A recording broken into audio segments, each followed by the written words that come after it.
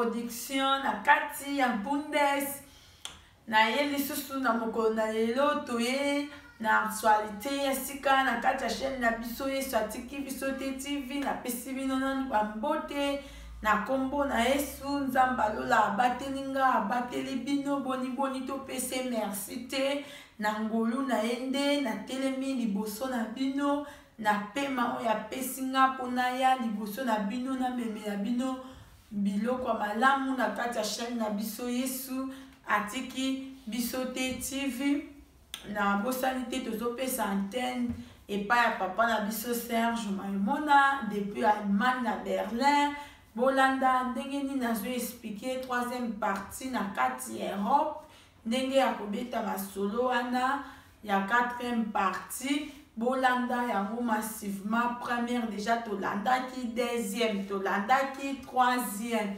yango tozolanda na quatrième tozolanda na kati ya chaîne na biso Yesu atiki biso te TV antenne papa Serge direct d'Allemagne na Berlin. Merci. Oui, merci pour l'antenne LK Production. C'était la fois dernière, on avait parlé comment prendre le visa dans l'ambassade. Alors, c'était vraiment très facile que je vous ai expliqué. Je sais que maintenant, vous n'avez pas de problème. Vous n'allez même pas oublier. Alors, c'est ça que aujourd'hui, on va parler à propos de comment, si vous êtes dedans, vous êtes allé, enfin, vous êtes arrivé là où dans votre destination. Alors, qu'est-ce qu'il faut faire là-dedans? Alors, on va parler à propos des études, visa de l'étude, comment faire les démarches, des études, tout ça. Alors, on va parler aussi, c'est qu'on va prendre troisième partie et puis quatrième partie, parce qu'on va parler aussi comment, comment si tu es touriste, comment, qu'est-ce que tu peux faire dedans. Alors, votre droit et puis comment vous pouvez faire des choses là-dedans. Alors c'est ça que c'était seulement, je voudrais seulement vous éclaircir ce qu'on va parler aujourd'hui. Alors c'est ça. Alors c'est pas difficile, alors c'est pas quelque chose qui est vraiment étrange, mais c'est normal, on est en train de vous aider aussi pour que vous puissiez avoir un peu les idées. Dès que vous arrivez dedans, pour que vous ne puissiez pas avoir de problème, ou bien vous ne pouvez pas vous inquiéter, tout ça, ou bien beaucoup de stress. Alors c'est ça que je voudrais seulement vous éclaircir ça un peu en français pour qu'il y a des gens qui n'ont pas suivi ça, mais suivez ça et puis abonnez-vous massivement sur la chaîne de YouTube Yesu atiki biso te TV.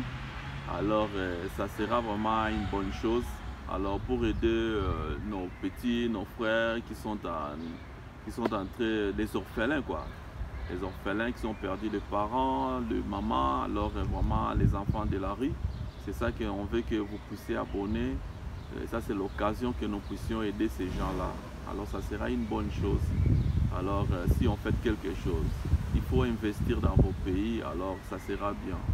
C'est pas que vous avez du fric, vous allez investir dans le pays étranger, tandis que ton pays, ton propre pays, les gens n'ont pas de travail. Alors c'est ça qu'il faut avoir les idées là, les ambitions là, ça sera une bonne chose. Dieu va vous bénir plus. Alors pour être millionnaire, c'est pas qu'ils sont nés avec l'argent dans la tête ou bien on les a donnés comme ça des cadeaux, non. Il faut travailler durement, il faut avoir la volonté de travailler, il faut toujours l'action toujours. Alors tu verras que Dieu aussi va vous bénir. Parce que si on voyait dans la Bible aussi, c'est comme ça. Quand on voyait Lot, on voyait tous les gens qui sont passés dans la Bible, là, tout le monde travaillait durement. Alors il faut revenir, remember the time, il faut revenir dans le temps là. Alors il faut faire quelque chose pour ton pays, il faut faire quelque chose pour ton peuple. Alors ça, on est en train de faire ça pour que nous puissions vous donner les idées, nous puissions vous aider pour que vous puissiez progresser aussi, faire les choses que les gens ne vont pas y croire. Mais c'est Dieu qui est toujours notre sauveur, le Dieu est toujours devant nous. Alors ça c'est une bonne occasion de suivre Yesu atiki biso te, parce qu'il y a le pasteur Élisée Botoke qui prêche aussi la bonne nouvelle, alors ça sera une bonne chose. Merci, alors suivez ce qu'on a préparé aujourd'hui pour vous. Mais aujourd'hui, c'est première, troisième partie et puis quatrième partie. Merci. Suivez. On s'en. Oh, merci Vandeko. Tozongi lisusu pour na lisolo na biso oyo tobetaki la fois dernière concernant le visa ya poto. Alors, tosolo là que c'est que dès que vous avez votre visa, alors bah si au visa na yo, vous avez un billet na yo, alors tu vas prendre l'avion jusqu'à en Europe ou bien aux États-Unis. Bon, tant comme en aéroport. Alors, bah, kokoti ça yo, comme yo tient moulongo, alors bah beteli au cachet na yo y entrer, petit cachet, et puis koki kokota mboka. Alors, tant au koti mboka, soko yaki lelo tokolobela lisolo na biso à propos na éclaircir bino à propos ce qui oye kotanga selon l'étude tout ça. So oye kotanga ezali nango pasi pete. Au côté Namboka, au commis na immigration, par au côté Sayo, alors il n'y aura pas de problème. Ce qui bande konayo bazali bandakuna, alors ba eko zoyo, alors awa bazana bapi zali, ba train zali, ba métro et puis il y a tout moyen de transport au koki kobima, au kenena ba, ou bien yomo ko bien na ba famille. Si que place au salaki réservation na yo ya ou bien hôtel, ou bien il y a famille, il y a place au Kende. Alors il faut que nous se présente tant au Vandi parce que visa on a pas payé ça car ils a la cage quoi, ils a 3 mois. Alors on 3 mois, il y a visa ou bien des fois ils a la bon 3 mois, 6 mois ça dépend. Il y a pas pays na pays des bazalaka makamu na ndenge na ba. Alors tant yo sikoyo au komi na ndako vandit otamboli balakisi yo mboka oke kotala université na yo place okotanga ope aussi un peu ba information. Alors tango sikoyo kosilisa ba démarche wana sikoyo okosala boye ozwi il faut zala na adresse fixe et ça l'a écrite par bureau du quartier ou bien zone. Bon na évité bon na bamboka na biso ya Afrique na ebité ndenge babenga rango na ebité parce que za neti ba bureau place ozali ezali na neti area that area so ezala na ba autorité na bango. Alors okende kuna osali o se registre na nini na bango que ozali ozovanda na adresse tel papier wana ba kopesa yo kuna ozi papier wana aussi photo passeport na yo, aussi passeport na yo, photo passeport et passeport na yo, aussi chèque na yo, ba pesa ki pa ambassade parce que l'ambassade va pesa ka chèque. Chèque wana tango verser mbongo na guichet, ba kozwa mbongo wana ba transférer yango, ba transférer yango mais wana c'est pas ton problème. Bango ba kozwa mbongo wana, ba ko transférer na banque moko. So banque wana si tango yo koma na mboko ozokende yo kozwaka chèque ou bien kozala écrite. Alors tant yo siko kozwa papier wana pe ozwi yango nyonso alors ok na bureau ya na police ya immigration. Siko na police ya immigration kuna ba osala nini bakozwa nini wana tango okomi soko oza na rendez-vous te alors okomi eza na sécurité wana bakozwa bakopesa yo numéro. Tango bakopesa yo numéro R na yo ekoki okoti na kati. Soko zoloba monoko te okoki kozwa camarade ou bien okoki kozwa mutu nyonso oyo olingi oyo akoki kosalisa yo. Ezalaka toujours na ba organisation eza pe na bato bakourage mosusu bakendaka kobeta ba porte balelaka mpe wana ayebi monoko amemi yo tout ça alakisi yo alors ofuti ye mwa quelque chose. So 15 000 na yo wana oversaki na banque à partir ya Afrique ou bien ya mboka yo wuti. Alors mbongo wana eza compte bloqué. Eza compte bloqué okozwa ngo mbongo wana o récupérer on a noté. Siko tango siko okoma na nini na bureau ya police ya immigration bako sengo ba papier wana nyonso na chèque wana. Siko oyebisa bango que non oversaki mbongo nini chèque na yo yango wana oza na besoin ya mbongo autant. Alors na mbongo wana ba débloquer le yo compte. Ça va débloquer. Alors ba osala boy ba oyebiso que par mois on va par exemple 800 € ou bien $800. par mois.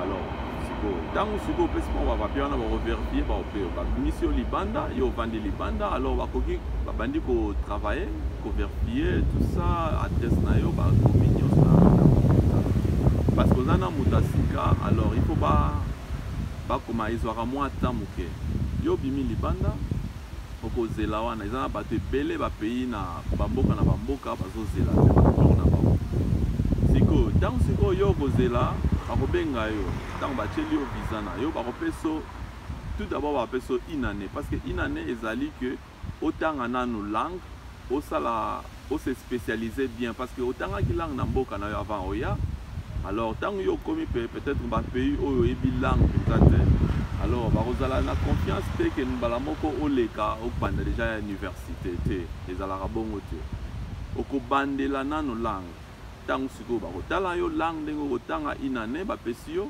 otangi soki yo réussir na langue yo ozosala alors bako prochainement après une année obema certificat na yo ou bien bulletin oyo bakopesa yo na école ou bien déclaration que non tu as étudié, tu as fait la langue puis c'était bonne note ou bien c'était pas bon.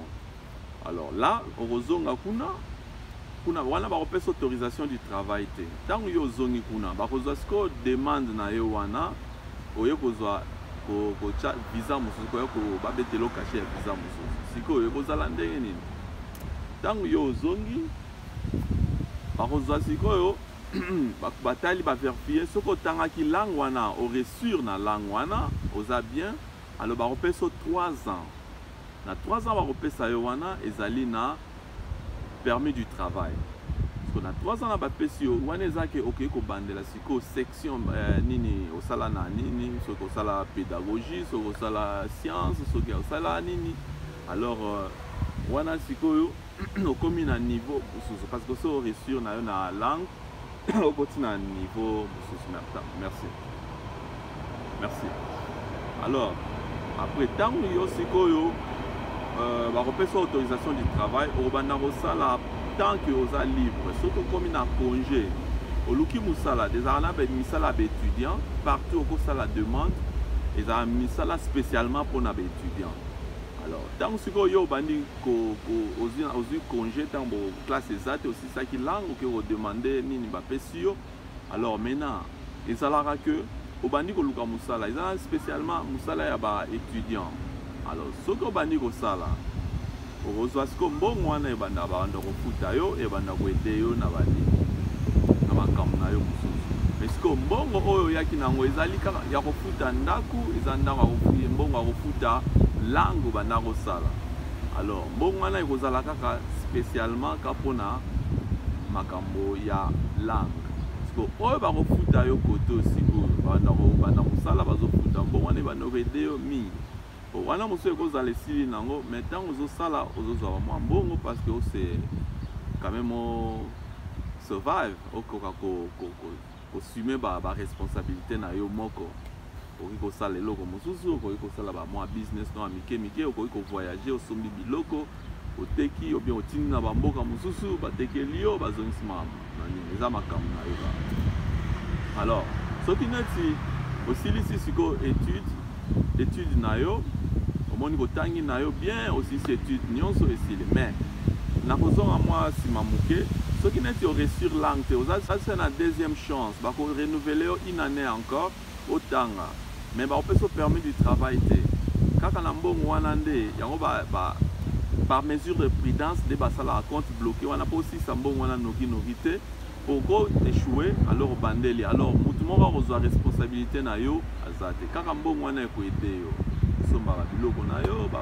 banchiki wanini tout ça alors yango wana sikoyo ekoede yo sikoyo soki neti osilisi université na yo esili alors obandi sikoyo bakopesa visa no esili okei susu kodemande visa mosusu bakopesa visa wana ke oluka mosala omoni spécialisation oyo osala soki omoni ke neti osala droit osali doctorat surtout badocteur na banini babengaka nini badentiste banini babiloko wana bapromotion banini wana bazangaka mosala te soki osilisi yango bamoni oke non tu es vraiment en forme bakozwa sikoyo balukeli place oke sala stage yo moko osala bademande bakozwa yo ntango osali bademande wana bazwi yo obandi kosala kuna ntango sikoyo bakomona yo ke non vraiment tu es vraiment na niveau wana vraiment ya likolo bakozwa yo bapesi yo sikoyo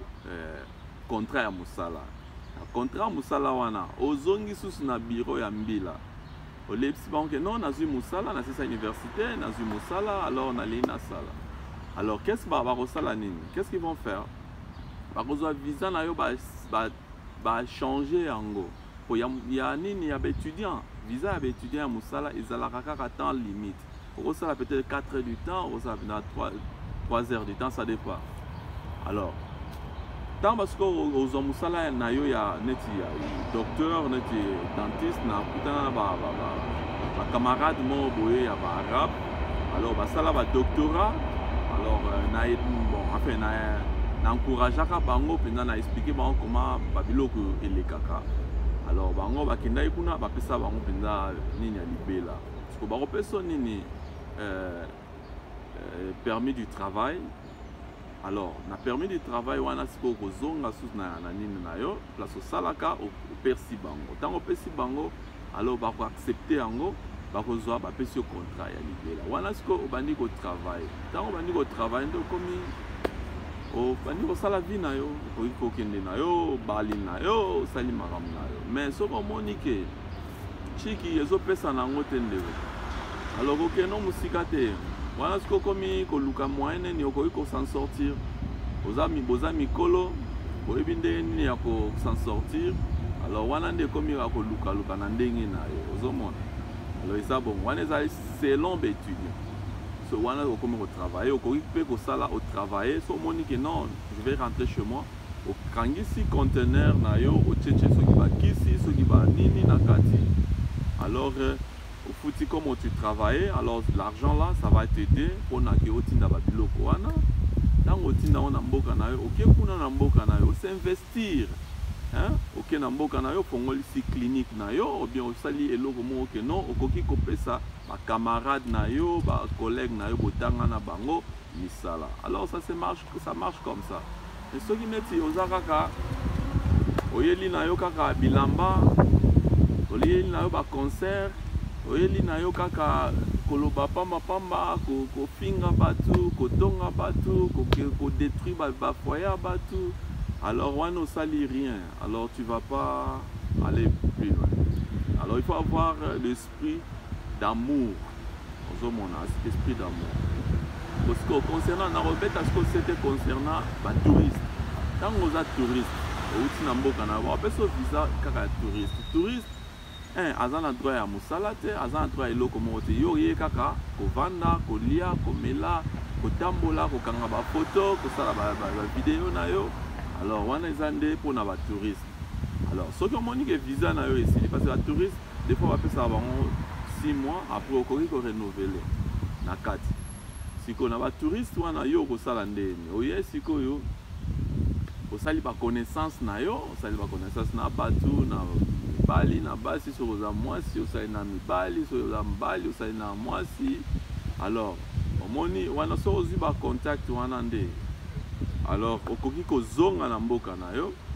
Après prochainement tant osenga visa bakopesa yo parce que so ezalaki na mboka wana ozongi alors bakopesa yo.